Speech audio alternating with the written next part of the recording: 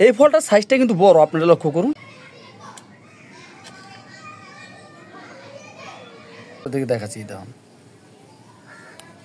দেখুন, দেখেছেন? হ্যালো বন্ধুরা, বৃষ্টির কারণে গাছের অনেক ফলই পচে যাচ্ছে। তো আমার এই ফল দুইটা লক্ষ্য করুন আপনারা, এই দুইটা ফল একসাথে হওয়ার কারণে এখানে দেখুন ছত্রাকে আক্রমণ করেছে। মানে এখানকার পানিটা ঠিক মতন সরতে পারে নাই বিদায় এখানে ছত্রাকে আক্রমণটা করেছে। এই প্রচণ্ড বর্ষার সময় যে কোনো বেদানা গাছে ছত্রাকে আক্রমণ করে থাকে। তাই বৃষ্টি হওয়ার সাথে সাথে যদি আপনারা ছত্রাকনাশক ওষুধটা ব্যবহার করতে পারেন, তাহলে আপনার গাছের ফলগুলোকে রক্ষা করতে পারবেন। তাছাড়া আপনার গাছের ফল সব নষ্ট করে ফেলবে। তো আজকে আমি এই ফলটা আপনাদেরকে কেটে দেখাচ্ছি। তো এখন আমি এখান থেকে ফলটা ছিঁড়ে নিচ্ছি। এই দেখুন, এই ফলটা এখান থেকে আক্রমণ করেছে, এই ফলটাও এখান থেকে আক্রমণ করছে। আমি আপনাদেরকে ছিঁড়ে দেখাচ্ছি। তাহলে চলুন বন্ধুরা, আমি এখানে একটি ছুরি নিয়ে নিয়েছি। এই ছুরির সাহায্যে এখন আমি ফলটাকে কেটে নিব। তো আমার এক হাতে মোবাইল, তাই আমি একটু স্কিপ করে আমি এটাকে কেটে নিচ্ছি। তো দেখুন বন্ধুরা, ফলটা মোটামুটি লাল, আর সাধারণত বর্ষার সময় লালটা খুবই কম হয়ে থাকে।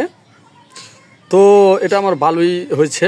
আর যেখানে পচে গেছে সেটা হচ্ছে এই সাইড, দেখুন এখানে ছত্রাক আক্রমণটা করেছে। তো এখানে এই ফলটি কাটার পর এখন আমি এই ফলটিও কেটে আমি আপনাদেরকে দেখাচ্ছি। এটাও আমি কেটে দেখাচ্ছি আপনাদেরকে। দেখুন বন্ধুরা, এই ফলটিও লাল হয়েছে। এই ফলটার সাইজটা কিন্তু বড়, আপনারা লক্ষ্য করুন।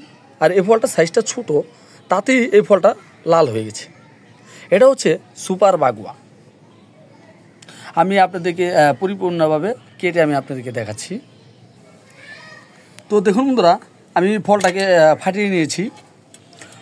ফলটা এখনও পাকতে প্রায় আরও 1 মাসের মতন সময় লাগবে। বিচিগুলো ঠিক মতন পরিপূর্ণভাবে এখনও বড় হয়নি। দেখুন, আপনারা লক্ষ্য করুন।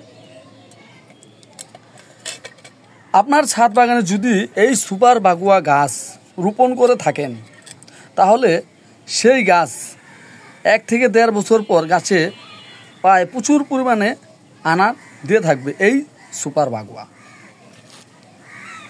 তাই আপনার বাগানে এই সুপার বাগুয়া গাছ রোপণ করে থাকেন। তো আপনারা দেখে বুঝতেই পারছেন ফলগুলো, বিচুগুলো অনেক নরম। আমি আপনাদেরকে দেখাচ্ছি, প্রচুর নরম। এই যে আমি আপনাদেরকে দেখাচ্ছি, দেখুন দেখুন, দেখেছেন? একবারে নরম।